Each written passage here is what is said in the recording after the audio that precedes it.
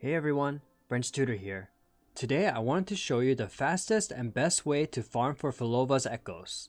So some players may not have access to her new echoes, so this video is for beginner, mid-game, and endgame players. Alright, let's get right into it. Okay, real quick, Phrolova is going to use the new Sonata Set, Dream of the Lost.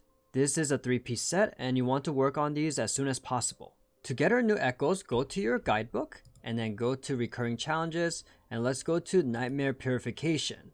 This new tab came out in patch 2.5. To unlock both, you need to start the Dream Catchers in the Secret Gardens quest, the patch 2.5 main story quest. So if you're not in Septimont, you can watch the end of the video to figure out what to do.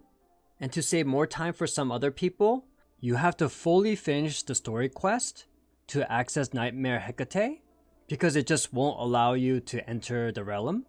But for this Nightmare Nest right here, for your cost 3 and cost 1 echoes, you can actually do it in the beginning of the quest. So to save you time, if you haven't started the quest, I want to show you how to access it. So this Nightmare Nest is going to be located in the Fabricatorium of the Deep. It's the first map here, so it's going to be located right here. Pretty much every day, 36 echoes spawn here. That's going to drop the new set for Phrolova. And it's a good mix of cost 3 and cost 1 echoes. And most importantly, it doesn't use wave plates. So that's a huge win in my book. Starting now, there's going to be minor spoilers. So here's a little heads up.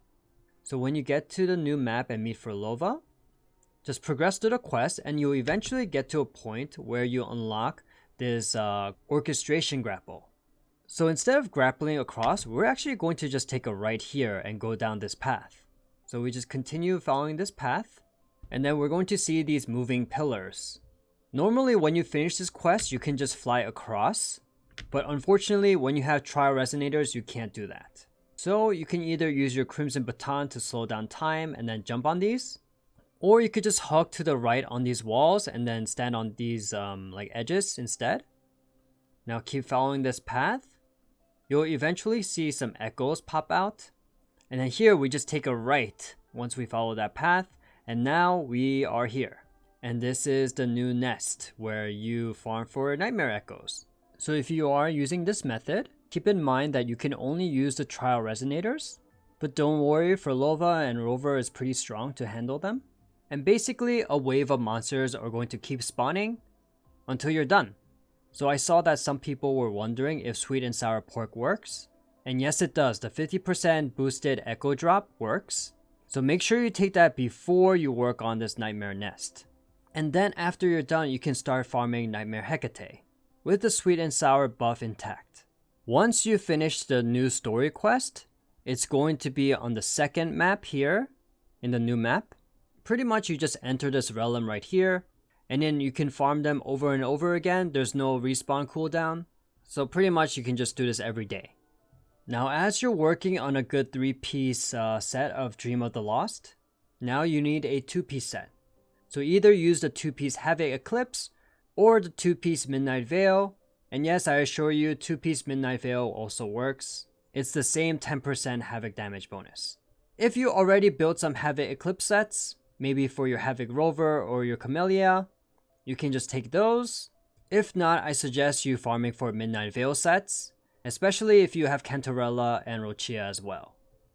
Okay, for my beginner and mid-game players, for now the best option for you is to use a 5-piece Havoc Eclipse set.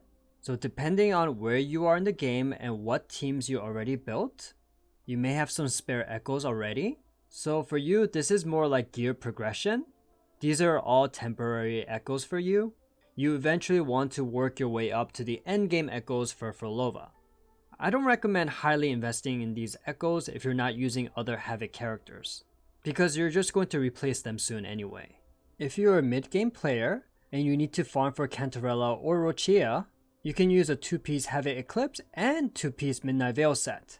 Again, this is temporary, but try to make a 2-piece set really good. And then you can just take either one of them and then just give them, if there's a spare, you can give them to Cantarella or Rochia for the Midnight Veil set. For cost 4 echoes, I recommend using Dreamless or just regular Crownless. Dreamless doesn't give any kind of Havoc damage buff, but it feels pretty smooth to use with Phrolova's kit.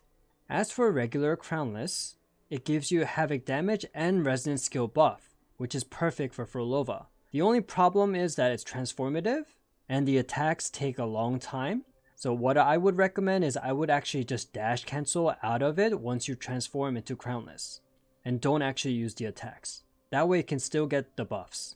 If you're farming for Havoc Eclipse, I highly recommend farming the Roshrooms and the Young Roshrooms.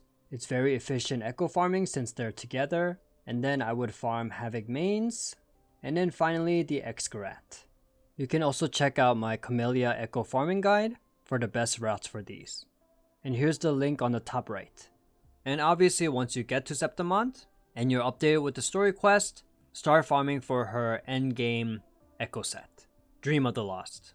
So if you notice that Faye Ignis and Chop Chop also drops this new set, if you're an endgame player, I wouldn't recommend getting these.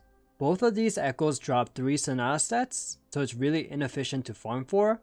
If you're like a new or mid-game player, and you're farming for like Midnight Veil, or maybe you want the tie-breaking Courage because you're farming for Brant later, then fine, you could be farming these and then you would just have some extra of these Sonata sets. But I wouldn't go out of my way to just farm specifically for these. Okay, thank you so much for watching my video today. If you liked the video, please make sure to like and subscribe. It's one of the best ways to support me. You can also check out some of my beginner guides and my character guides on the left here. Alright, thank you so much again and take care now.